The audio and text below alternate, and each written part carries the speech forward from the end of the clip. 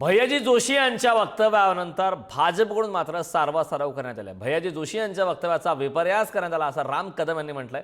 मुंबई महाराष्ट्राची भाषा मराठीच होती, मराठीच राहील असं राम कदम यांनी म्हटलं। त्यावरती राम कदम यांनी आता प्रतिक्रिया दिली।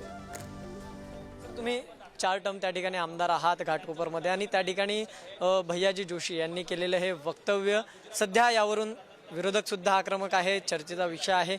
काय नेमकं सांगाल या सगळ्या संदर्भात? मराठीची कुठेतरी गळचेपी केली जाते का? वंदनीय आदरणीय भैयाजी जोशी साहेब जे म्हणाले त्यांच्या विधानाचा पूर्णपणे आपण वेगळा अर्थ काढत आहात, आपण पूर्णपणे त्याला अन्यथा घेत आहात।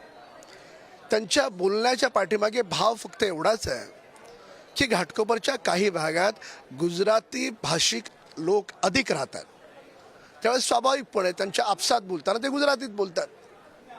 आता एवढा साधा सरळ अर्थ आपण कुठे घेऊन चाललाय त्याला?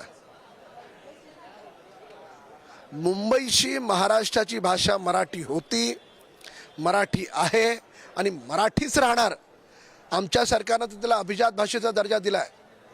त्याच्यामुळे आमच्या वंदनीय भैयाजींच्या विधानाला अन्यथा न घेता त्यांचा भाव काय आहे तो समजून घ्या। पण एकीकडे समजा आता तुम्ही म्हणतात की त्यांनी असं वक्तव्य केलं, त्यांना समजून घ्या। दुसऱ्या धर्मातील जर एखाद्याने असं वक्तव्य केलं आणि त्यांनी म्हटलं की तशी भाषा आहे, तुम्ही समजून घ्या, त्यावेळेस काय? असं काहीच नाही ना। ते केवळ एवढाच अर्थाने बोललेत की तिथे गुजराती बोलणारा वर्ग, मुंबईतील अनेक भागात विविध जाती धर्माचे लोक एकत्र राहतात। तुम्ही त्यांच्या शब्दाला विधानाला वेगळ्या पद्धतीने घेता, हा तुमचा प्रॉब्लेम आहे, त्यांच्या विधानाचा प्रॉब्लेम नाही आहे। व्हिडिओ जर्नलिस्ट विकास कवळेचं मी धनंजय दळवी, पुढारी न्यूज, मुंबई।